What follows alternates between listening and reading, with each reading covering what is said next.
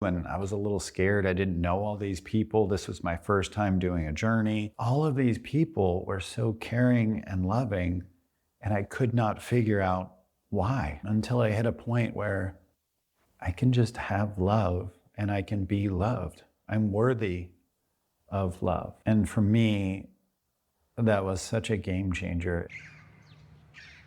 Whether you're a life coach, therapist, biohacker, invested in wellness, or in the healthcare profession, if you have an intention to work in psychedelic spaces, you're in the right place then. If you're called, get involved. But first, get informed. Let's talk the 4 N's: intake, intention, in-space integration, leading to deeper transformations. Psychedelic Coach Podcast, Todd Cole. Walk you through the process, it's all possible. Leave space for the follow through. Most importantly, integration is not optional.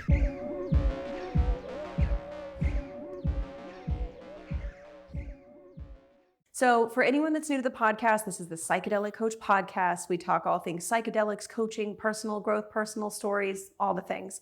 So what I want to start with you, Shawn, is let's start first with who is Shawn Wells? Because some people know, because I talk about you a lot here, but some people might not know. Yeah, I feel like we're supposed to roll into my list of accomplishments, but it's interesting to think about that question. I think I am a giver. I'm someone that loves to educate. I am a creator. I'm very good with marketing and branding and ideas and ingredients and formulations. And I love to create, I love to collaborate, and I love to teach. And I'm a really good hugger. You are. You're a master hugger. So that is who I am on an energetic level. As far as accomplishments, I have patented about 40 unique ingredients. I've formulated about 1,100 supplements. I have a best-selling biohacking optimization book called The Energy Formula. I don't know. That's a big part. I speak on stage quite a bit on psychedelics, biohacking, supplements, mindset. Those are probably the main things that I speak on, and I think that's about it. The thing is, though, all of your accomplishments are great and they're notable, and it's like the American dream of all the things you can study and create and learn. But there was a point when that wasn't functional for you anymore. Let's start first with, now you're starting to speak more about psychedelics, but you've been formulating different products forever and ever, amen. And seeing you now combine things with psychedelics and stacking and how people can prepare for psychedelics, you didn't just land there. Right. So let's talk about, how did Shawn Wells go from dietitian, biochemist for products like Parazanthine, which we'll talk about at some point, or products like Update, but then you got into psychedelics. So what happened? You happened in my life. I was pushing really hard for a long time. I have a very traumatic, abusive past that I don't like to really dwell on at this point anymore. I feel like that no longer is my story. I'll tell it if I have to, because I think I'm just in a very different chapter at this point. But at that point, I was imposter syndrome, gaslighting myself, working 80 to 100 hours a week. Nothing was ever good enough. If I was on the biggest podcast, if I landed the biggest contract, it wasn't enough. I was always looking to what was next, what's bigger, what's more. I'm gaslighting myself into saying that's trash. Why aren't you doing more than that? Mm-hmm. And I was on the edge of suicide, either directly, I had a lot of suicidal ideation, or indirectly through just working myself to death. I felt like I was very close. It felt like an impending doom, and I welcomed that doom. Do you feel like the people around you even knew any of that was happening? I think there was destructive tendencies. There was creative power, but there was destructive tendencies that I think people saw and were concerned about. Mm-hmm. And I definitely shut down and shut off. When things are very difficult for me, it's not my tendency to open up and lean on people. It's very much my tendency to close down and shut off. And I think a lot of people saw me doing that. Yeah. And like you said earlier, you've done all these news television shows and you've been on all these big stages. And it's something like it's great to have goals and to strive for things.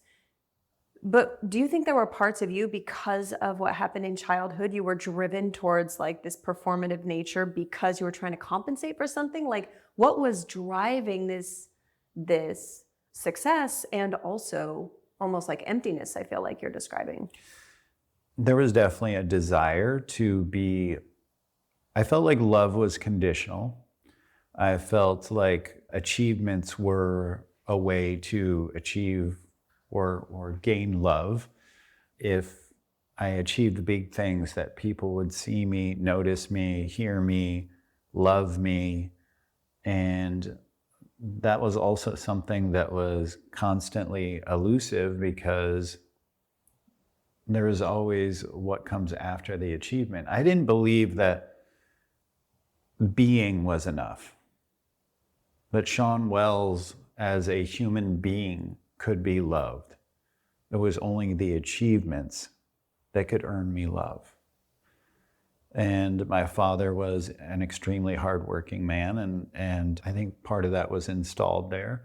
And I wanted to achieve for him to get his recognition and attention, and it just kept feeding as I went on, that nothing was ever good enough. And at the same time, I recognize now that all of that served me incredibly well. I'm thankful for that stage of my life because of all the accomplishments, because of the hard driving. I wouldn't be where I'm at without all that stuff. And now I can look back and say that no longer serves me, and I wouldn't be alive if I kept on that path. Totally. It's like when we look at, I really started to look at my own life as seasons. And if we look at seasonally, what served us in a season doesn't work. You can't plow the fields in winter. Yeah. Right? Like the soil's too hard. So you may still plow them, but it's going to take 5 times as much work. And the likelihood anything's going to grow there is so low. I'm watching a lot of people flip in the, we'll say, conscious space from don't be so masculine, hardworking. You need to have more feminine grace and flow, but you want both. You don't have a river without riverbanks. So it's like this combination of both. So at what point did you realize, all right, well, this way is not working, and you were open to another way, or you didn't have a choice? Like what was the turning point or the wall that you hit? I think it was heading into 2020 when I had met Keith and Michelle, and they were running Paleo Effects, and I was very impressed with Keith. And I was also listening to Tim Ferriss and Dave Asprey and Ben Greenfield, and they were all talking about microdosing, at least, if not full dosing journeys, and how it was having a massive impact on their performance. And you could have these huge pivots in terms of your mentality. And to me, I think I fell in love with the idea of the biohacking aspect of it, but also little did I know it was going to transform my life on a very fundamental level, on a spiritual level. It was really what I needed, and I was open to the idea. Keith told me about an experience that was happening for New Year's Eve, and you were actually hosting it, facilitating, and that was going to be the massive shift I needed. Mm-hmm. I was going in truly in a dark place and ideating suicide. There's this common idea that someone can have a psychedelic experience and it's going to be 20 years of therapy in one night, but it's not 20 years of change in one night. You know what I mean? And I think that's the important part, is even in big realizations, which I want to talk about, what were some of your realizations that night, but then what does that look like integrating those realizations? Because 5 years later, is your life perfect and you never struggle? No. Yeah, me neither. And I'm 15 years down. Yeah. Yeah. So let's start with, what was one of the realizations in your first psychedelic experience? And what does that look like 5 years later? So going into that event, there was a lot of people that I idolized as celebrities that were at this event, big names in my field of health, wellness, biohacking, mindset, people that were multi-millionaires that had 6 times bestsellers and on New York Times. And it was intimidating. Normally, I'm giving my laundry list of my resume of why I'm of value to you, why you should find me worthwhile. Why I belong here. Why I belong here. Totally. And that's part of the imposter syndrome and my desire to have some fleeting form of love. And at that event, I was so intimidated that I never gave my resume. And I ended up just falling into whatever you guys told me to do. And I was a little scared. I didn't know all these people. This was my first time doing a journey. And I ended up going pretty deep, and other people were in much lighter spaces. And people, it was like one of those time-lapse videos where people are swirling around me, coming in and out of the room, checking on me, playing with me, snuggling me, cuddling me, getting food for me, helping me to the bathroom, but coming in and out of the room, doing their thing, but checking on me. All of these people were so caring and loving, and I could not figure out why. Like, I didn't give my resume. They don't know who I am. I'm not doing anything for them. I'm just laying here. Why would they care about me, especially when they're these important people? And I kept struggling with that until I hit a point where I can just have love and I can be loved. I'm worthy of love. And for me, that was such a game changer. It sounds so obvious to say, and if someone asked me, hey, do you deserve love? Can you be loved? I would have said yes, of course. I would have cerebralized that. But to anchor it in your heart and know that I can have love and I can be a human being and not just always a human doing, that I can just do nothing and just be, and someone can love me. That was an epiphany for me. And once I felt that in my heart, literally like my whole world changed. I was just staring at the ceiling after everyone was asleep for hours and hours, just like mind blown. That I can just have love, I can be loved, that now I want to live. I no longer wanted to kill myself. And yeah, now that the next phase was, okay, now what do I do? Wait, now if I want to live myself, what does that mean? Yeah, now there's all those pieces. So that's where the continued work and integration went. And that's when I started diving deep with you guys. And it took a while for me to realize all the pieces I needed to do to get certain friends out of my life, to distance myself from certain family members, but no, I still love them, to do different work, to do a conscious uncoupling with my wife at the time. There was a lot of pieces that no longer served me, even though I can have love for those pieces. Again, they served me before. They just no longer serve me now. And then doing all the math on how that works out, and that can take many journeys. It can take significant integration and work, and working with facilitators and people that keep you accountable, keep you honest to yourself. And that work was absolutely critical to getting me here. And now I look back at how dysfunctional I was then and how much more peace I have now, how much deeper I go in relationships now. Also, for a while, even during my early parts of my journey, I think I was chasing love with women in particular, once I did the separation, where it was unhealthy on my end. Like I was not safe and whole. And that's important too. It took me a while to figure out like what is safe and how do I provide safety? I was just a gaping wound at the time and like trying to figure myself out. And I would want love, attach to love, and then repel. And it took me some work to really get inner peace. Mm-hmm. That took several years. Listen, and I'm grateful you brought that up, because I feel like so often people come into the work, they already have wounds. There are moments in opening up some of the past things and cleaning it that doesn't mean the person can suddenly just operate in this, the right. Knowing I'm lovable versus I think I'm lovable. Like the process of believing it is a process, and it can blow the barn doors off, almost creating a craving where it's like, now you know what it feels like to feel that love, that it's a new type of high where it's not the substance that people can chase, but the connection. Where if that's the only place I've found that I can have it, like any animal on this planet, where do you go for food and water? And love. And so if we attach to, whether it's women or ceremony groups mm-hmm. or friend groups, but mm-hmm. we can only connect in those spaces that way, then of course we would want to recreate it. The problem is it can create a codependency, not an interdependency, right? Where there is still this operating from the wounding where it's like a hole you can't fill.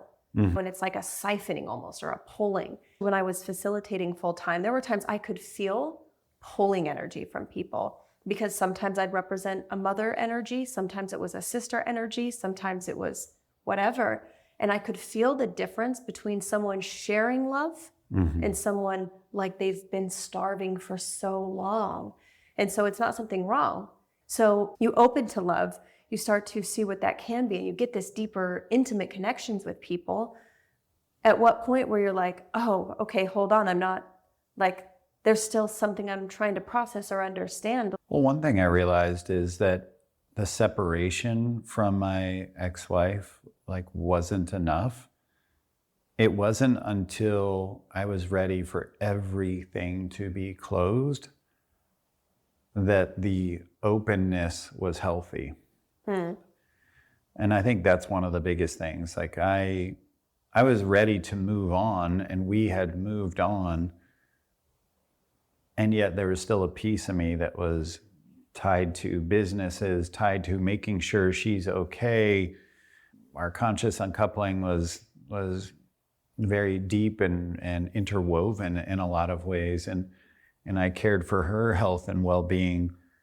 And I think it really wasn't until I was ready to fully move on in all ways that I felt I was safe within myself to provide space for the feminine and be a true protector, provider, without any of the kind of selfish pieces to it, like where I was taking or where I was repelling or those kinds of things. Listen, this work is not for the faint of heart. Mm-hmm. The parts of yourself that to continue the growth process, you can open new doors, but to actually walk through them, and it's something I've watched you grow, and I'm so grateful like that you've become such a good friend of mine. Because it's like we haven't had a client working relationship in 3 years or so at this point, and to know that the friendship has stayed, and to watch the growth and also how you help and support us. That's the thing, is this has created an ecosystem of support, not just one directional, right? And to watch you fall in love again, and to watch you in your new relationship. And it's been such a beautiful gift, because I remember the conversations we would have. I remember in ceremonies when you would be processing something, and to watch you go through your process and show up to the best of your ability through this process has been such a gift and a beautiful reminder of why this work has always mattered to me. It changed my life. I forget sometimes the impact of that work back then has had on me, and what your friendship has had on me because of you show up and because you've become a safe space for me. And the successes you've created since then, you know, and the bigger stages that you've been on, and from such a authentic place. And so having you share the way that you are, it's like people will still place psychedelics as this magic pill that they're just going to take it and it's going to show them what they need to see and then everything's going to change. They don't understand the power of skilled facilitation, of what a safe space actually does for a person, how to cultivate it, how to create it. And not only did you come experience it, now you've become that. Yeah. And that's something that you can't fake. Yeah, I wouldn't call myself a facilitator in the psychedelic space, but even outside of psychedelic spaces, I feel like I'm a space holder and I facilitate safety as a true protector provider. This is what I always wanted, like to have that divine masculinity that is the protector provider for the feminine to play, to be safe. And I have watched so many people that have journeyed with me get to much deeper spaces because they're parasympathetic, because they're relaxing, because they're leaning in. And as much as anyone, that you can will yourself to really not have a deep experience or even any experience at all. I remember one journey I was with you that I was trying to help someone that was, we'll say, a difficult client, probably the most difficult that I'd seen in our space. And I was trying to hold space for her, and I felt like I was having zero psychedelic experience. And I came into you guys, and you talked to me for like a couple minutes and then lightly scratched my back. And then I was like deep in the psychedelic experience again. And I left her to her own thing. And of course, he said, where else does that show up in your life? And all those things. All of the symbolic parts. And of course, there's always ways that these things show up in your life. But that was powerful for me to see that you can will yourself in and out of the psychedelic experience. And I've always talked about people that don't know psychedelics. They typically at least know alcohol. And like, if you've been drunk and someone, splits their head on the sidewalk and there's blood everywhere, like epinephrine, cortisol, norepinephrine, dopamine, all these things come flooding in. And obviously your heart rate goes up and everything's happening. And now you're like sober, you're ready to react. Yeah. And it can be like that, like where you can will yourself out of these experiences. And I know for me, early on, it would take huge doses to like get me into the space that I needed to be in. And now I was in, Sara, Costa Rica, and I remember I did 1 gram out on the beach, and I thought I was just gonna have like things are gonna be a little bit more sparkly. colorful. And it turned out I had like a full-blown journey because like I was so relaxed. I was so in like a healthy, like emotional space, and it was just easy for me to lean in. So I've always told people it's not about your body weight. It's not about male or female, that I'm 230 pounds and this woman's 115 pounds, so I should take twice as much. It's about where your nervous system is at. Mm-hmm. And when sympathetic is fight, flight, or freeze, and parasympathetic is rest and digest on a simple level, that's the whole autonomic nervous system.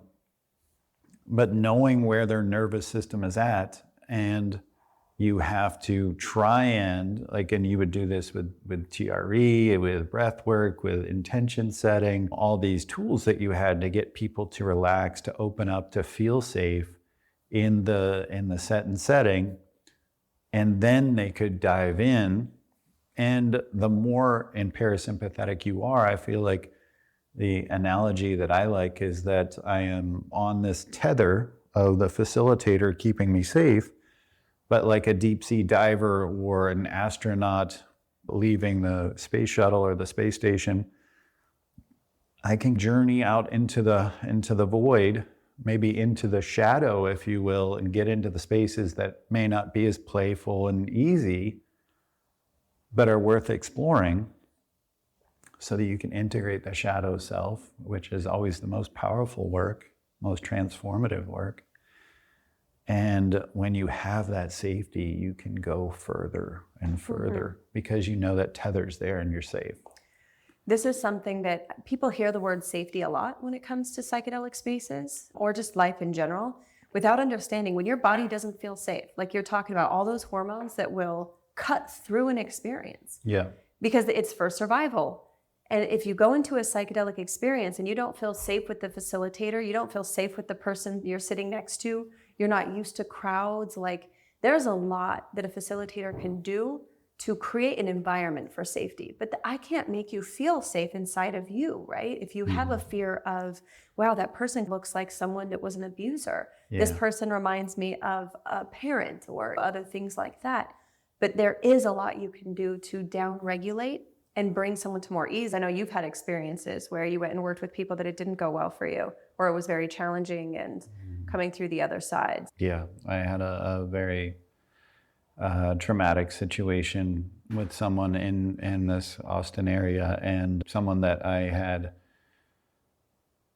removed my own sovereignty and ability to speak up and gave them full autonomy or power over me, and I shouldn't have done that.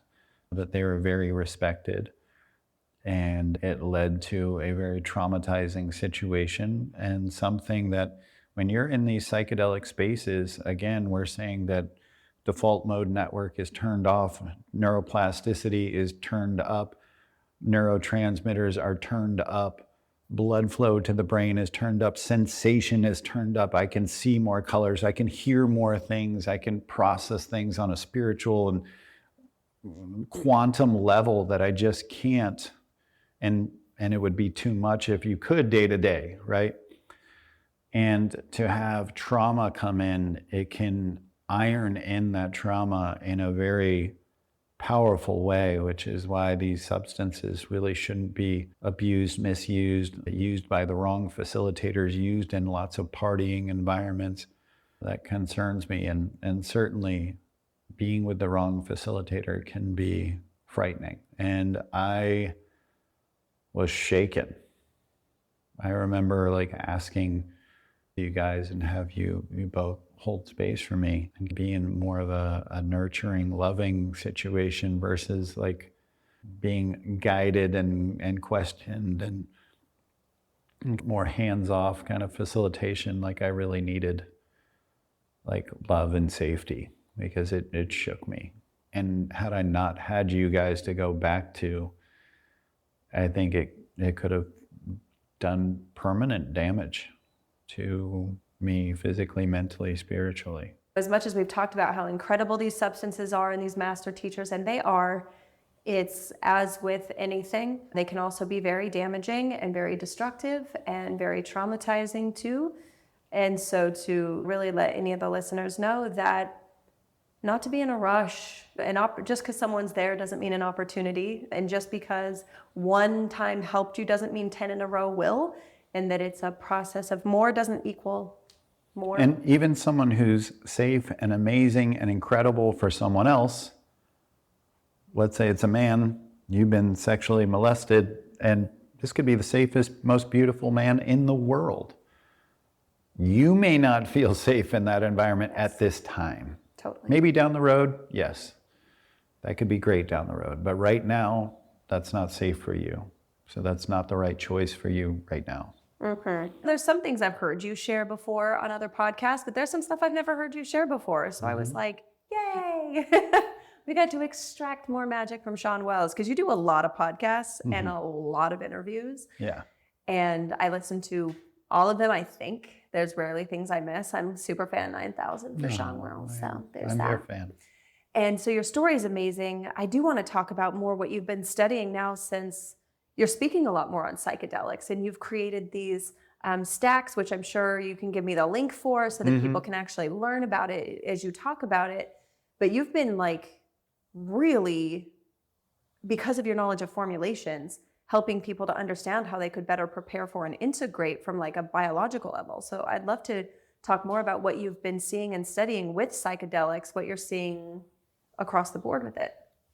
Yeah, so that's a great question. And yes, I've developed a number of stacks that are used at some places like Ceremonia. I've spoken with Rhythmia, and a number of places across the world are using some of the stacks that I developed, and I'm continuing to work on them.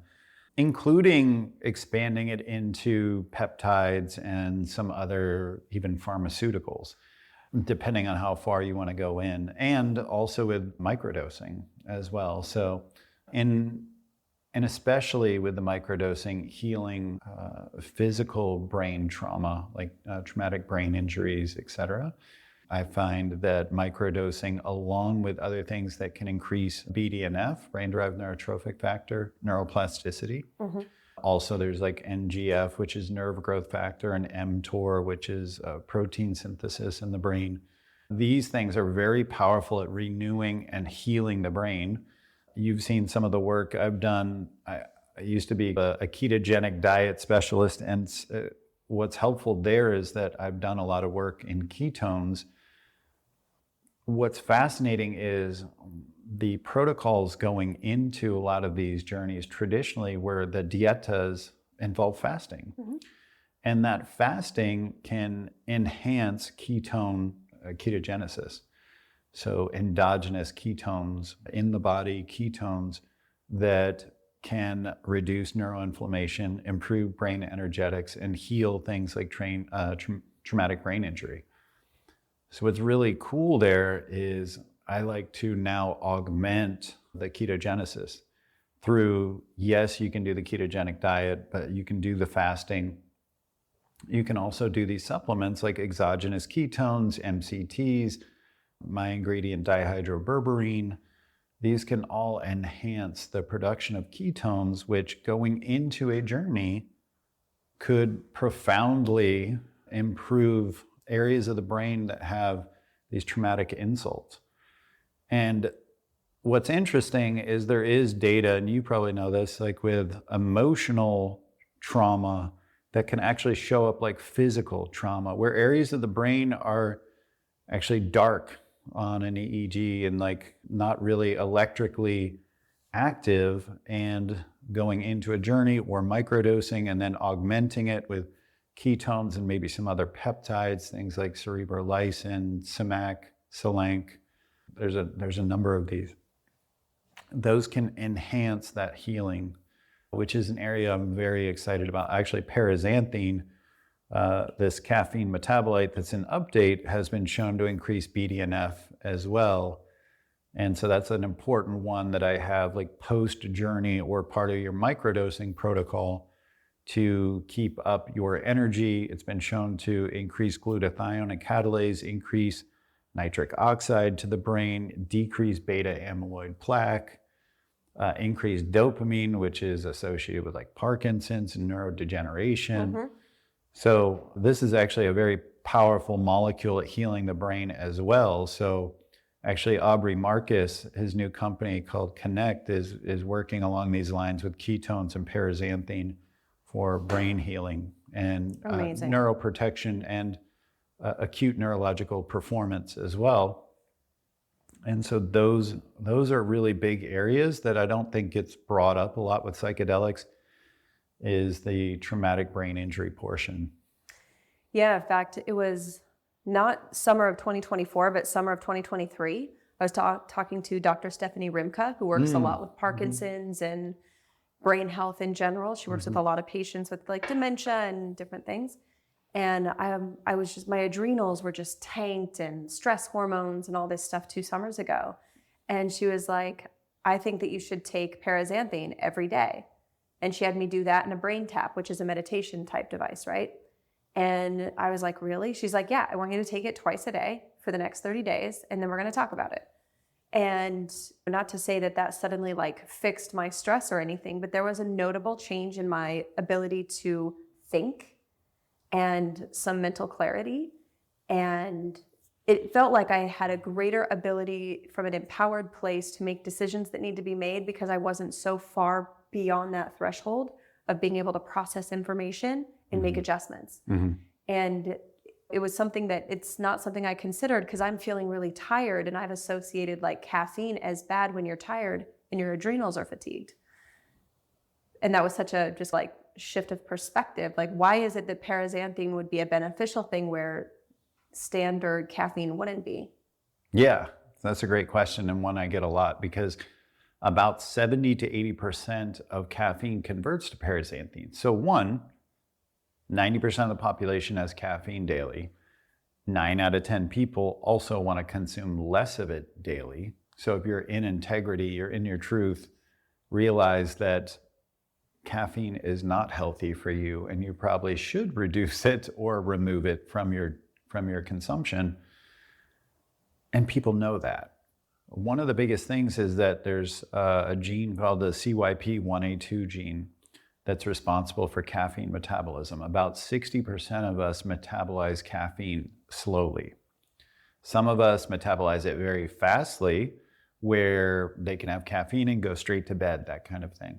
No. So they're not actually getting the benefits of caffeine, but they're not getting the side effects. Whereas a slow metabolizers, we get none of the benefits and all the side effects. And so the difference bio-individuality-wise can be about a 7x difference. So we're like, even though we're talking about the same compound, our experience can be radically different on caffeine. A slow metabolizer can be a 10.5-hour half-life. A fast metabolizer can be a 1.5-hour half-life. So this means it's cleared out of their body in a few hours. For me, it can be a few days. Yep. I always tell people, like me having caffeine after 11, 12, then I'm going to be up until 1, 2, and usually pretty functionally, but at what point is that time frame no longer functional for me?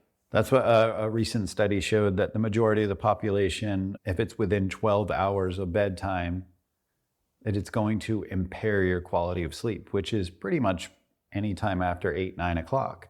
So that has been shown. And caffeine tends to be toxic. And I think we're doing a deeper dive on this. Caffeine is 1,3,7-trimethylxanthine. And what happens is it gets demethylated, a little bit of science for a second, in the body, which means your body removes a methyl group off the 1, the 3, or the 7. And as a result, it becomes theophylline, theobromine, or paraxanthine. We think that 3-methyl group actually has some toxicity, which is why paraxanthine, which is 1,7-dimethylxanthine, which does not have that 3-methyl group, doesn't have the toxicity associated with it. Caffeine's actually present in plants to be essentially an insecticide to protect the plant. Whereas paraxanthine, we see all of the benefits and then some without those side effects. So it's a wholly different experience than caffeine, and I think you can relate to that. It's super experiential. We have so many people that are just like, this is night and day compared to caffeine. It's really hard to correlate it to caffeine because it's going to feel very nootropic. It increases dopamine, serotonin, acetylcholine. So you have increased drive and focus, but you also have a mood lift. Mm-hmm. You have more blood flow to the brain. Like I said, more of glutathione and catalase, which is antioxidant in nature, reducing oxidative stress. You're decreasing beta amyloid plaque and increasing neuroplasticity. And that increased blood flow is pretty profound. It's an increase of about 50% of nitric oxide. So it is a very different experience than that of caffeine. It doesn't feel like caffeine drags your limp, lifeless body along, whereas this feels like it's very cooperative with your body. And we're seeing that it doesn't have the habituation and adaptation that caffeine has, meaning there isn't the physiologic dependence and there isn't that need to have more and more and more and more to get the same effect. Yeah. We're also seeing, not only is there not that kind of negative adaptation that caffeine has, it's actually the opposite. We're doing an e-gaming study that's coming out soon, where we see with continued administration, the effects get better and better and better. So we actually believe that's because the brain is getting healthier and more neuroplastic. Yeah, because I got to try paraxanthine when you first, now I'm just saving what I have left because now it feels like I have vintage paraxanthine. So it's like in the original bottle, formulated and everything. So now it's like on my shelf, I'm like, One, because I think that it's brilliant. And I think that it's completely changed the game in the wellness space. And most people aren't even aware of it yet. But it's one of those, there's few formulations that come out or products that come out that is a complete game changer. And so many people have caffeine as a part of their day-to-day life. And I didn't identify myself as having adverse problems with caffeine. And at the same time, it just felt like like we talked about seasons before, it just felt like no longer the season for caffeine. And I did get headaches if I didn't have caffeine. Mm-hmm. And so I don't like being codependent on any substance. My rule for my life has been if I ever woke up and needed a cup of coffee, then it was time to take a break. Mm-hmm. And so now with Parazanthine, I tell people if they've tried Alpha Brain or Qualia, it feels similar in my system, but a cleaner burn and not so much of like that anxiety little push that I can get from like a Qualia that has caffeine in it. But it's got this clean burn where it feels more like I'm an air balloon taking off versus like a jet plane. So I'm still coming off of the ground, but it's not some like big change in cabin pressure or something. It feels like I'm being lifted more.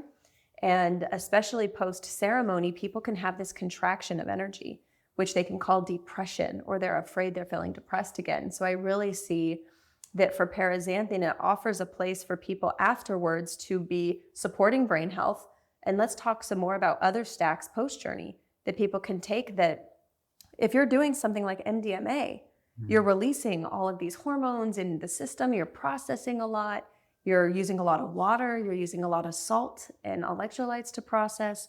And so people can have this big expansion and then afterwards contract and then feel afraid that they aren't getting the benefits. When really, if you just look at that's how the body works. The heart fills with blood, pushes it out. The lungs fill with air, pushes it out. So what is the supportive stack post if people are feeling depleted or they want to support some of their, I would say, minerals and electrolytes and all that stuff? That's a great point, because while I have the stack to get you back on track almost immediately, at the same time, I also recognize what the contraction serves, that there is a time that you're meant to have self-care. And I love the idea of Wachuma, San Pedro on that second day, like you would facilitate, where the nervous system can glide down onto the runway and you can process more. We're meant to have some of that contraction. We're meant to ease back in, to journal, to have self-care, to get massages, to take it easy at least that next week, and if not many weeks, if it's a massive trauma that you've released or worked through, sexual molestation or something. Goodness, like, please take time. Don't like just jump back into work and jump back in your day to day and not recognize that your body has done a lot of work, and your body was doing so much work to get you here and keep you running with all that trauma stored in your nervous system and stored in your physiology. So that said, pre and post, I'm a huge fan. Like, my foundational piece and a big part of like the energy formula of my book is the adaptogens and resilience. The adaptogens are going to serve the nervous system and the physiology as a whole to allow for greater allostatic capacity, greater allostatic load, meaning your stress bucket can be bigger as a result of all these adaptogens. When we look across the history of the earth, the most powerful and historic plants are the adaptogens. Things like ginseng in Asia, rhodiola in Russia, ashwagandha in India, maca in South America. You can just go down the list. These are some of the most important plants. Why? Because literally they do everything. It helps you center and be more resilient. It helps you optimize and therefore handle more stress. And so you can normalize high and low blood pressure. You can normalize high and low hormones. You can normalize being overstressed or understressed and feel more normal, get better sleep, and have more focus. This is known as like a bimodal effect, where you're actually getting both ends of the spectrum, and it can serve you in optimizing you. So I am a huge fan of those. Next, I do like 5-HTP to replete serotonin along with Kanna. Short-term, Kanna is a natural SSRI, selective serotonin reuptake inhibitor. I don't like staying on those indefinitely. I think those can burn out receptors. There's data that I've presented in the past from meta-analyses in 2017, 2022 from the most prestigious journals that show that SSRIs are at best useless and at worst more harmful. I'm not going to say that for certain cases there isn't benefit. I'm sure there are people out there that do a benefit, but recognize that they can potentially be doing more harm than good. If we treated things like SSRIs more like we do as a short term, more like how we approach a cast on a broken arm, if we approached SSRIs more like this is a support for a short-term period of time so that you can go to work, so you can take care of your kids because you're struggling to even continue to show up for work, with a plan for removal. Because just like a cast will start to degrade the like we have to take a cast off, or else it's going to start to do damage. It's going to atrophy muscles because they need to be functional and working. The bone has to start to get pressure and things to get stronger. Yeah, so some other things that modulate serotonin that can be helpful before, during, after, things like saffron, vitamin D3, getting enough there.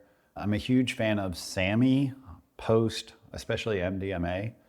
What is SAMe? S-adenosylmethionine. It's a really powerful methylator, which can help with methylation is a really important part of the process, but it can also help with serotonin repletion. So repletion means building back up. Depletion is going down. It's like anabolism and catabolism. Some of the other neurotransmitters to pay attention to, one, Parazanthine update will help with dopamine, serotonin, acetylcholine, all of which are important.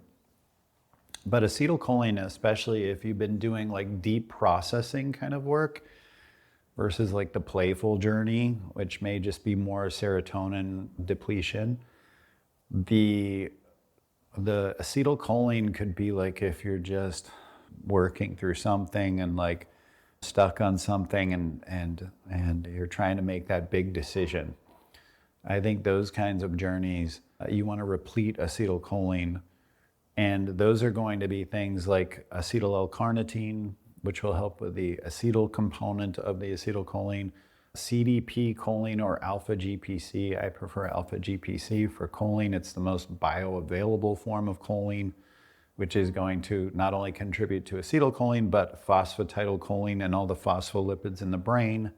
And then lastly, doing an acetylcholine esterase inhibitor. So this is the same idea as doing that SSRI, like Kana for serotonin. This is going to be something like huperzine A that will help you replete acetylcholine faster. And dopamine, again, having the paraxanthine, but also having L-dopa, which can be in mucuna. That's a really good herb for that, as well as tyrosine. The amino acid tyrosine will contribute to dopamine production. Beyond that, methylated B vitamins, you've probably gone through a lot of these B vitamins, in particular when physical, mental stress, you go through a lot of B vitamins, but methylated or coenzymated B vitamins are the ones in their active form. So that'll be like methylcobalamin and 5-methyl tetrahydrofolate, which is sometimes just called methylfolate. A lot of us are MTHFR, about a third of the population to 40% of the population. I never tested, but I'm pretty sure just based on the breast implant illness I had and other markers, it would be. Yeah, exactly. Hint, so. B6, you'd have P5P. So these are the more expensive B vitamins. Definitely, as you mentioned, getting enough electrolytes before, during, after, being hydrated, in particular magnesium, we all tend to be deficient in. Those are going to be helpful. And again, if you can use peptides, some of those can be really helpful in terms of healing the gut, healing the brain, having things like BPC 157, TB 500, and then looking at mitochondrial energy. We explain what mitochondria is because on this podcast, we don't talk tremendously about a lot of supplementation or wellness in general. So I think there's some terms people might not be as familiar here. So if you'll first touch on mitochondria, what it does and serve, And then before we wrap this portion, when whatever point we get there, also talking about like the supplement industry, because people are, well, we'll get to that. Okay. So mitochondria are what's called organelles, like meaning like the little organs of the cell. And this would be like the heart, essentially, of the cell that's producing the energy. It's the energy factory. We tend to think of there's just one mitochondria and it's producing the energy currency for the body called adenosine triphosphate, ATP, which each time you remove a phosphate, it creates like this high energy liberation when you break that bond. But really there can be up to like 5,000 mitochondria in a cell if it's a very energy dependent cell. So like in the brain and the heart in particular, that's where we find the most mitochondria in a cell, because those cells need a lot of energy to produce, because the brain needs a lot of energy, the heart needs a lot of energy. So when we have mitochondrial deficiencies or dysfunction, which is also known as insufficient cellular energy, ICE, we have this shortfall of energy, and it tends to present symptomatically in the heart and in the brain probably most. So energy depletive, some of these experiences certainly can be. I would look to replete the mitochondria as best you can. And so those are going to be things like PQQ, CoQ10, Shilajit is a really good... Am I the only one that hears Shilajit and just wants to go, Shilajit to quit, hey? I think about it all the time. More people have to, yeah. right? No, okay. I do. Just checking, because I pretty much do it every day when I... I do. Yeah, I do. okay. I like it. I'm glad I'm not alone in this. Those are great. And then there's some peptides that are great too. There's one called MOTC that's really great on a mitochondrial level. But those are going to be some of the ones that are going to be important. And then again, going back to methylation as well as ATP, creatine monohydrate. Creatine's a really powerful compound and I think underappreciated. Most people associate it just for like muscle, fitness. yeah. Like if you're going to be a bodybuilder, then you take creatine. Yeah, and it's because it does help increase ATP. Again, we do see with the heart and the brain tremendous effects, especially in cases where there is that insufficient cellular energy. In cases where there is traumatic brain injury, we tend to see creatine have a tremendous effect. It also helps with testes, eyes, bone, like it's ovaries. Like creatine is one of those things I think everyone should be taking as we age in particular. So like regardless of whether they're working out, even if they're just taking some, okay. Yeah, absolutely. At least 3 grams a day. Cool. Yeah. You heard it here, folks. Yes, and then as far as, I think I've covered most of those, but with microdosing, I do look at, and no, I'll add this too. I think neuroplasticity is really important. We could get into my idea of echo dosing too. But as far as one of the things a couple things happen when you're in the psychedelic state.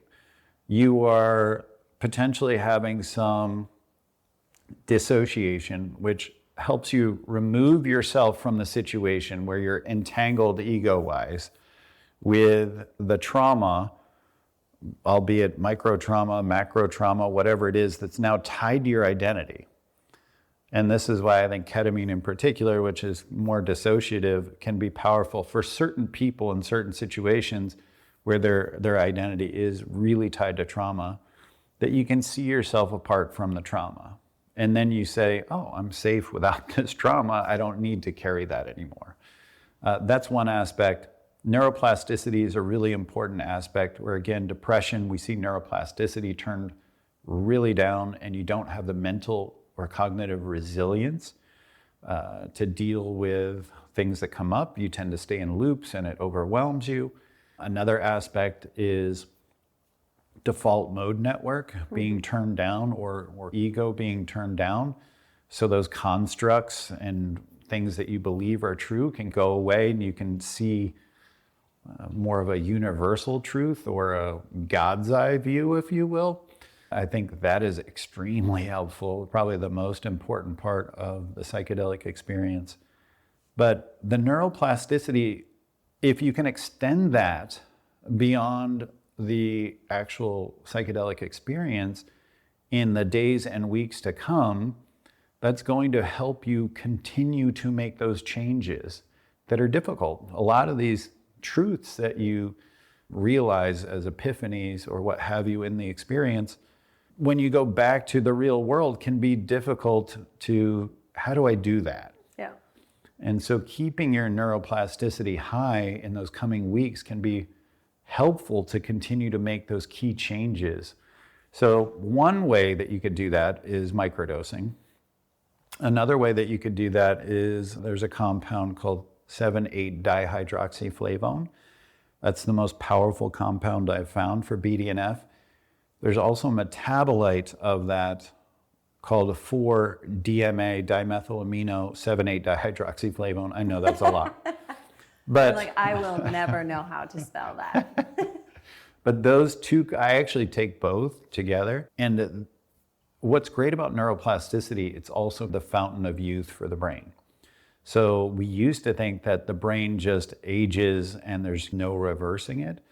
But neuroplasticity is key to not only protect existing neurons, brain cells, but create new ones. We didn't think that was possible just 10, 15 years ago. Isn't that crazy? Like how Yeah. And quickly science changes? And now we do know that it is possible. So these compounds are very powerful for that. And if you want to add that to microdosing, that can be helpful as well. You can do Paul Stamets protocol.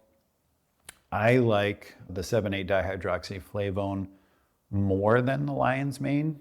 I do like niacin, the full flush version, actually in a much higher dose than Paul Stamets does.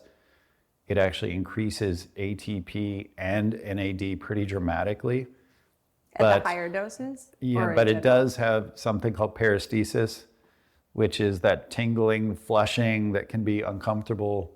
Some of us like it. Some of us like it. It's just one of those things. If you can do it, do it. But if not, take niacin, niacinamide, some of these non-flush versions. You can also take NMN, NR to boost NAD. So those are great. And then you can do Paul Stamets protocol. One thing that is different from mine also is the idea of the echo dosing. So I do believe that this idea, and you know it like from the journey space, where you hear the journey music and it can have a powerful effect on pulling you back in. But if there's that one song that you had your epiphany to, that one song you hear it again and it's like, boom, it is crazy powerful to where you're right back in a journey without any psychedelics. This is that same idea. Like, yes, psychedelics and yes, microdosing mushrooms can have a powerful effect, just like playing the entire playlist. But I'm talking about playing that one song when you had your epiphany. So if I can microdose the strain that you had during that experience and have that same facilitator prepare it, and maybe if you are working with other people in that space, that they're all microdosing at the same time, and maybe you get on a Zoom call together, that could be powerful. Maybe you are playing that music. Maybe you are smelling the Agua de Florida or the Palo Santo or sage, oils, if or you don't have any of that. Yeah, whatever was the smell in that space, whatever you can do to pull yourself into that space. But also, if you were having that psilocybin and ceremonial cacao, if you were having MDA or MDMA or what, if you could microdose the whole experience, maybe if you had Wachuma as well, if you can microdose all of that, that would be powerful. And also at the same time, one of my ideas with the echo dosing is, I talked about this kind of post stack of all these supplements. Well, if I could microdose that post stack during the psychedelic experience, now I can train the body of what to be prepared for post experience. And that becomes the echo to where you're micro and macro dosing at certain times and preparing the body. Yeah, and I think this is where people will avoid structure with psychedelics a little bit because they don't want to have too much structure because they're trying to explore more creativity. But it's recognizing, again, if we put riverbanks on a river, we can determine how wide the river is, and there's lots of flow within there. but no structure doesn't get you very far. So there's a time and a place, and I love this idea, and I feel like I've done it in unofficial ways, but this idea of, say, a group gets together. So any of my Condor coaches, if you're listening, a lot of you are facilitators, even though I don't condone the illegal or illicit use of any of this stuff, duly noted. But this idea that if someone started setting, say, a year container for a group of 12, they start with a retreat. Because I also think that people underplay essential oils. If you take it to the journey with you and there's a smell you really love, you can then, in a positive experience or something you want to remember, put essential oil in your hand. And because smell is one of our strongest receptors for memory, right? So let's say we already know something like orange can have profound in lifting your mood. Then if you're in a journey, you feel really good, have your little orange essential oil, put it in your hand, smell the essential oil to anchor that good feeling deeper. And then the song that's playing. And then you're kind of like, you are creating an environment where then, if that became part of your morning meditation every day, you put a dot of that orange essential oil, you have your microdose, you follow, say, the Stamets protocol of timing or whatever. Then let's say that we have a year container, we start with a retreat, we do 90 days of that echo dosing of the same. Then we take a 1 month integration to chill and like let everyone just like be with whatever's going to happen, and then start another quarter where it's almost like you do this cyclical process where it's as simple as a WhatsApp group. Everyone took their microdose for the day. They played their song. What have they noticed and observed? What you're doing is you are actively integrating. You're actively creating your state. Because for us, a state is STATE. It's the situation, your thought about a situation, your actions as a result of the thought about the situation, so what you're doing or not doing. We teach how to analyze where you are in the triangle, which is the oppression trap of either victim, villain, or victor. And then you have a dominant emotion.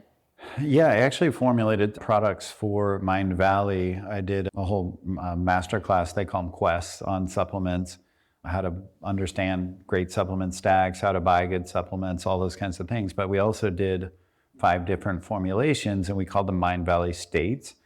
And one of the things that I talked about is like, you can be the formulator here. You can formulate your state. You can create your state instead of letting these states simply happen to you and you being the victim, as you're saying.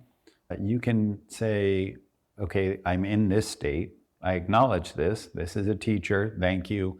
Let it go. What is it I want to be? What state do I want to be in?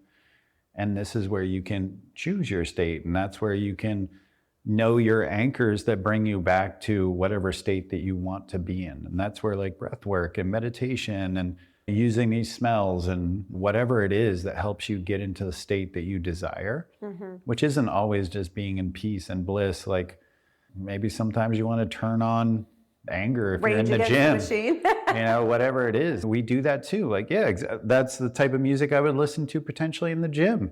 Like, I want to anchor that, right? Like, I want to lift heavy shit. And so like, I'm going to listen to Rage Against the Machine and Metallica and whatever. I'm not going to listen to like Mozart because that's not the state. Energy, that's not the state I want to get into. All of these states are powerful. None of them are wrong. Yeah. Well, and I think that that's where in the self-work space, people can get a little stuck because they're trying to stay in a positive state all the time. When for me, that's not what it's about. If we have a tragic or traumatic loss, that doesn't mean, oh, well, I don't want to be sad, so I should shift my state. It's, for me, step 1 is awareness. Who do I want to be? My number 1 priority is to be authentic. And that means being honest about how I feel with myself. And just not living in any state, because actually even trying to live in happiness all the time is inauthentic in a world where there is sadness and loss, and it's so nuanced. For me, it's being able to actually access all of the emotions, sometimes all at once, without them controlling me, but me being able to navigate them more like a surfer on a surfboard. You see those huge like pro surfers with 40-foot waves. That is a very complex situation, but they're riding within it and trusting themselves, and they've learned how to be on the board. And there's plenty of times with my emotions, it feels like a 40-foot tidal wave, that if I fall off this board, we're all going to die. But I've actually used that in a lecture. I love that you use that analogy, because I've thought about how like the waters where at one point I was drowning, and then at one point I was swimming. And then once you become the master of these emotions and can formulate the state, then you can be the surfer. Yes. And actually like navigate Then them. it can actually be fun. It can be fun. Even as terrifying as it can be sometimes. And for me, the key thing here is it's not about bypassing emotions. Like when we first started, we were talking about you were bypassing emotions, you were bypassing things that you were experiencing, and people are still trying to bring that into the self-work. I don't want to feel like this, so I just want to change my state. But especially with the Condor approach, our key thing is you can't change your mindset without changing the external environment to support the change you want to make. Or else it's like watching Seinfeld. If you imagine that George Costanza leaves to a retreat and comes back as Kramer. Most people find Kramer to be a at least funny, more likable character. But if they were expecting George, Kramer's going to feel like a terrifying experience. What happened to George? I can't trust someone that comes back so different. And so what'll happen is people come back so different, but the old environment, it's like old crabs that just want to pull you back into the role it knows you at. Like, we have a script here, people. Follow the script. And so if you just try to change your mindset and you don't look at the situation around you and the actions that have to change as a result of that thought change, it's not going to stick. Well, this is where like a lot of the great philosophers, whether it's Baba Ram Dass, whether it's Alan Watts, Buddha, like all this great knowledge that we have, Stoicism, all the brilliant Stoics, like it's being unattached. Yeah. It's like accepting what comes and then deciding what to do with it versus being so attached to a certain outcome, which can be exhausting. And that's where you see the wisdom, I feel like, in psychedelics, like where I've come to personally, is just having a much greater inner peace as a result of being less attached to that outcome. Emotions at the end of the day are signals. If we just try to bypass the emotion and just get back to a pleasant state, we're missing what the emotion was trying to tell us. Ta likes to say, and in the Condor approach, it's what we teach, that emotions come back to three things: safety, connection, and fulfillment. Every emotion is coming online to get you back to safety, connection, and fulfillment. So if you're not feeling safe, you're probably not feeling very connected, and you're probably not feeling fulfilled. So if your safety gets compromised, whether physically, emotionally, sexually, spiritually, you're not going to feel fulfilled. You certainly aren't going to feel connected, because priority one is survival, so you can't connect. And so if we look at our emotions just as signals, it's just the check engine light in the car saying like, hey, tire's a little low. Hey, this tire's a little overfilled. It's not that something's wrong, it's an indicator. And if we try to just skip it, then we could be missing the nuance of the message, that it becomes another form of bypassing.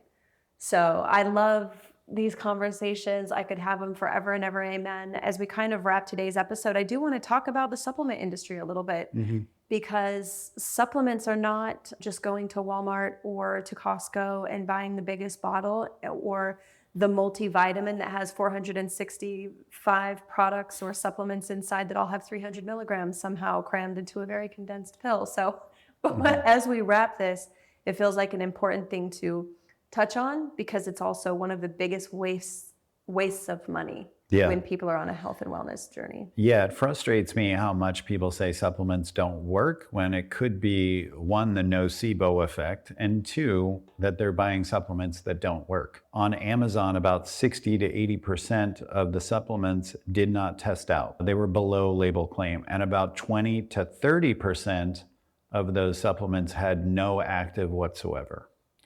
So this is a real phenomenon where there's a lot of dubious players that are just trying to have the lowest priced product. And unfortunately, there's not enough regulation and third-party validation around these supplements. So this is where I like to go to the established companies that you can trust, like the Now Foods, Jarrow, Designs for Health, Thorne, Pure Encapsulations, Nordic Naturals. These are like really good brands that have been around 20, 30 years. And some of these new brands that are on Amazon, maybe they're good, maybe they're not. Yeah. Also, it's important to buy from first party on Amazon, or at least a trusted third party, like if Vitamin Shop or GNC or someone's on Amazon, cool. But if it's Joe's Crab Shack selling, not only, like you may think Thorne's a great brand, and it is, but it could be a counterfeit product. That's another problem that's happening on Amazon, where some of the most elite brands like Now Foods, et cetera, are counterfeited. It's very easy to print these labels, make them look like that. And so that's been a big problem as I'm like, well. I have to go check my Amazon orders to make sure that I actually got all of them. Right. So don't just go for the lowest price. Don't just go for the best reviews. Reviews can be manipulated.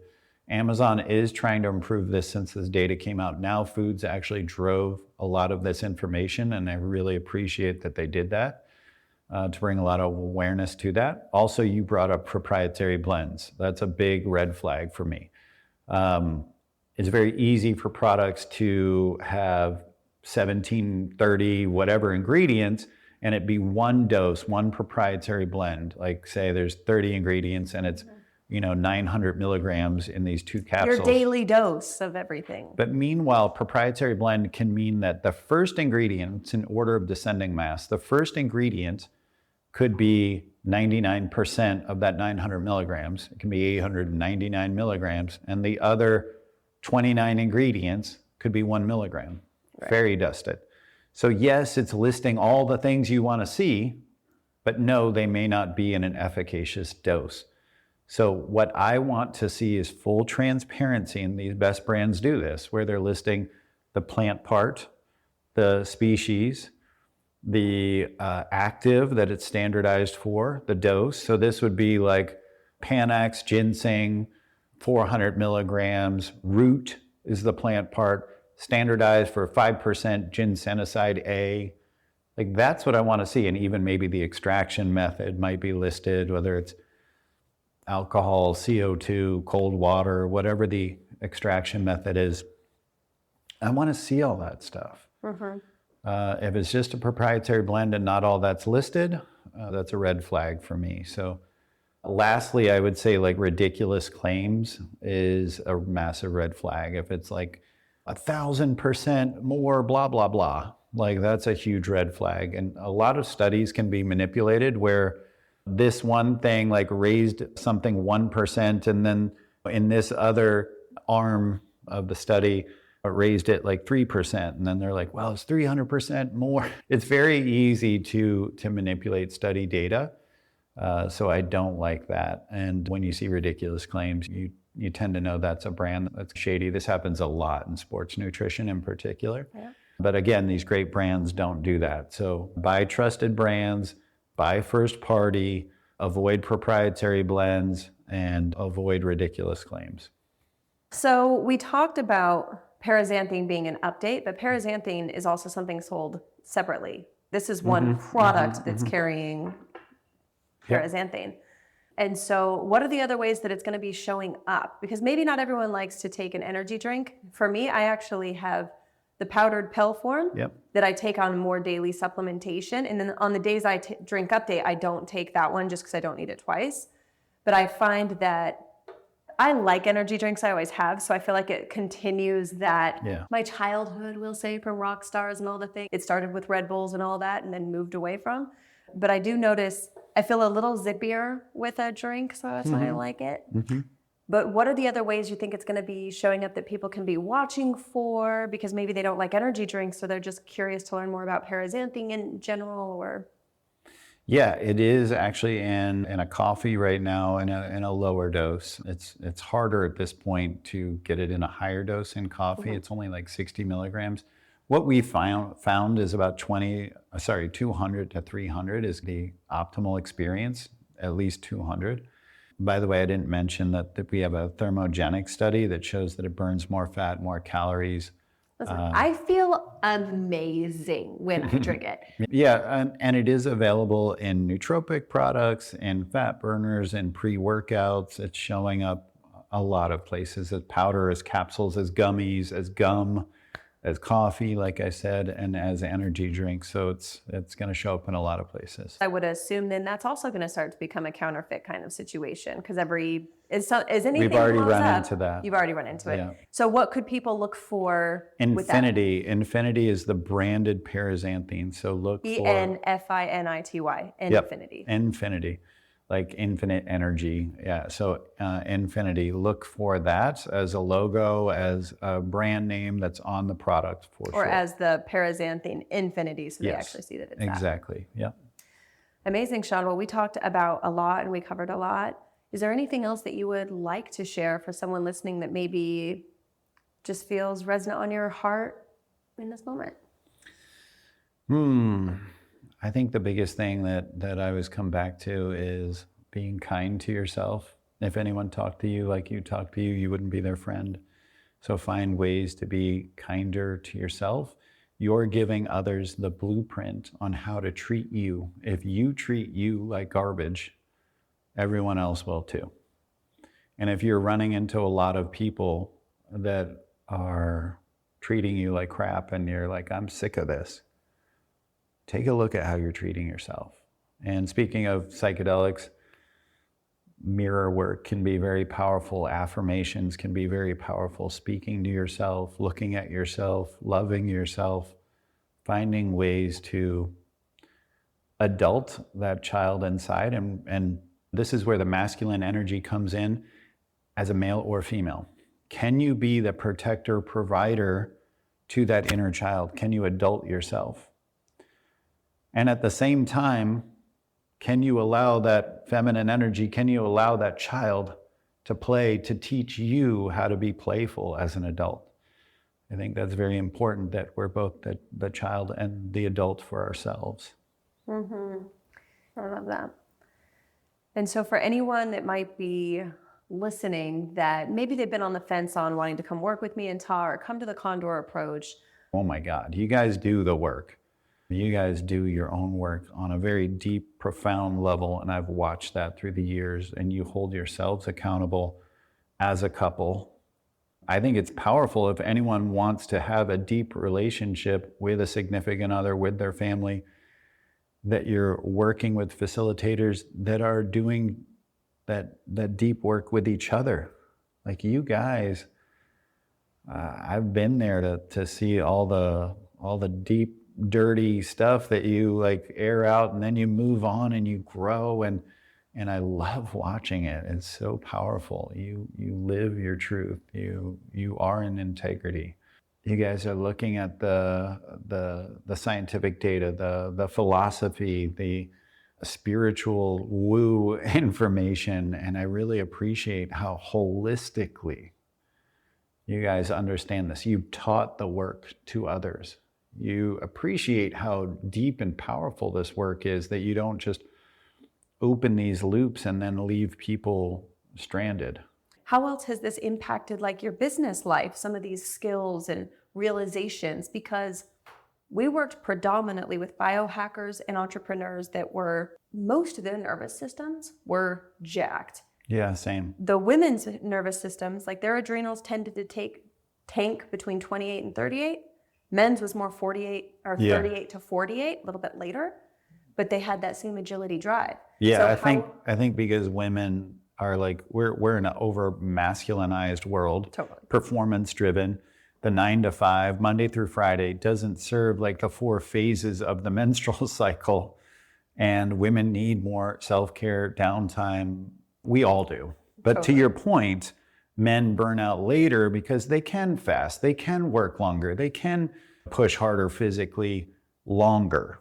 I'm not saying the women's strength, this could always be misinterpreted, is just different. We're both strong, we're both incredible, we're both complementary. But I believe like women are being put in a masculine environment and then expected to succeed, and it can be counterproductive to their physiology.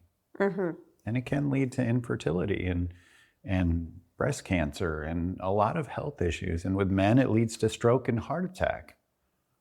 One of the reasons men tend to get sick later, because men don't have the connection that women have. And once they quit their job, retire, their identity is gone. Yes. And their connection is gone. Women have connection in a lot of places, and men tend to not have those. And then when their identity is gone, their connection's gone, they die. Well, and with women, there's also, if they choose to have a child, then they go through that identity crisis in a forced way sooner, because who they were as soon as they become a mother changes. So it's almost like they can't put it off as long, because there is a forced change, not forced, a chosen, but still you don't have a choice to change. And the most common thing that I saw with men is, especially if they were making a transition from a corporate job that had a paycheck and was very predictable to an entrepreneurial running their own business without that same security point, then their bodies would freak out. Their mind had stayed strong. They'd be trying to drive like they had in the past, but the body doesn't tolerate it the same as it gets older.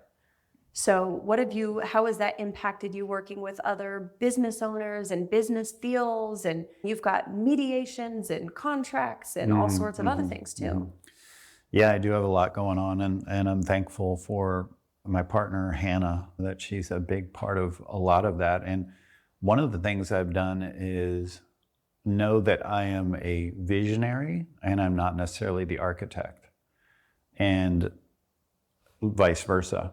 And so if you can be with someone that complements you in that way, then that is extremely helpful. And again, getting into masculine and feminine roles too, like if you can accept those pieces, obviously we need to tap into masculine and feminine in all of ourselves at different points and all those pieces. But if by and large, I can be in a position where I lead in a healthy way, where I protect and provide in a healthy way, and I let her nurture and build and nest and create safety in the way she creates safety, then it's so complementary and we're not opposing energies. And it's the same in my business dealings is, one, I don't seek out the money, I seek out the energetics of it. There's been deals I've walked away from. One deal would have probably paid somewhere in $5 to $10 million over 18 to 36 months. I was going to help a company go to sale. I went into an ayahuasca experience actually with you in Peru. And I don't know if I ever told you this. And I ended up vaguely. I ended up calling my business partner and saying, I don't want to do it. I don't want to do it. One of the two partners of this company, it was a coffee company, was just energetically really off. And it was just an energy that felt really bad. And I envisioned that we were going to spend a lot of our bandwidth and spiritual energy around like some kind of almost like warfare, like protecting ourselves legally, being like cut down behind our backs. And I was just like, that's not worth it. I don't care what, like, I'm already okay. Like, I'm not having to claw and scrape. Money is great, but I knew that if I avoided that situation, that there'd be better funnels for money to come that felt energetically much cleaner. Like, what is the cost of my health, of my spiritual and physical and mental energy? It's not worth that. There's no amount of money that's worth that. If I end up getting cancer, if I end up having a heart attack or a stroke because of daily warfare, it's not worth it. No, I think I remember you sharing in the integration, because that down there we worked with the Huni Queen tribe, which is from Brazil, but we worked with them in Peru. So, because I don't facilitate ayahuasca, just for anyone that's asking, I do not. But if you ever want to go to Brazil or Peru, let me know. I'll hook you up with people that go. And you saw that in the experience, but I think you actually told us at some point during the trip, like you called your partner during it. And I was like, oh, okay. He's not kidding. Because it was that when you start to learn how to tune in, not only to your intuition and your instincts, but you're able to like future cast for your future self of who you're becoming and who you want to be. You start to see the misalignments, and then those shiny little dollar things become less attractive when you realize you're going to use any wealth you accumulate trying to get your health back in 5 years. And then the emotional part of not being able to be functional and not enjoying life. Like, no amount of money feels good when you don't. And that when your health was is bad. three years ago? That was 2021. Okay. So at least 3.5 years ago, and they still haven't sold, by the way. So You probably weren't the only one picking up that. yeah. So that was a good choice. Also, what was really affirming for me is when I called my business partner and he said, I got you. Let's do it. That was like, I almost came to tears, because that was like, that kind of loyalty and trust was like, all right, I got this guy for the rest of my life. And so when you look back to 2019 going into 2020, when we first met, Yeah. what's changed? It's funny, like when you think back, it's one of those things where it's like, it feels like so much has changed, and in a lot of ways, I'm still the same person. It's just, in some ways, this is where I don't like the idea of like being broken or so much healing. I like the idea, this is the analogy that I've come up with, and you can tell me if it makes sense or not. Like I feel like we're the beautiful Ferrari or Lamborghini, and we get some dirt on us. And then the psychedelic experience and that work, like we're just cleaning off that beautiful car, God's creation, source, whatever. You clean it off, and what a work of art this is, and it's always been. And now you can appreciate it again. You fall in love with it again. You want to drive it. You want to look at it. You want to tell all your friends about it. It was never broken. It was just dirty. You just needed to clean it off. Well, Shawn, this has been such a beautiful connection time and a beautiful excuse to spend time with you, and go to Sun Life Organics this morning and get a bowl and scoop my can of Update. If you're in Austin, you can get it at Central Market. You can get it at Sun Life Organic. And how can people reach you? What are you working on? If anyone was like, who is Shawn Wells? I want to learn more. Yeah, ShawnWells.com, ShawnWells, Shawn. So you can find all my stacks on Amazon that I do recommend there, all my articles, all my socials. I have @Shawn Wells on Instagram, which has a lot of infographics and cool information. I put out all of this stuff free. I have a free weekly newsletter that goes out going over studies. So if you want any of this stuff, go there. And of course you can DM me, and I would be happy to talk to you. And I do speak, so if you need me to speak somewhere, let me know. And I do have a book called The Energy Formula. You can go to energyformula.com and find out more there as well. And you actually read it on Audible, which I love. Oh, thank you. And the first time I heard it, and I heard me and Taz name and the thank yous, I'm all, I'm famous. I'm in the Energy Formula. This is a best-selling book, people. Send it to my parents. Mom, look. My mom's a super fan of Shawn Wells also. I'm a super fan of you. Thank you so much, Shawn. Thank More you. to come.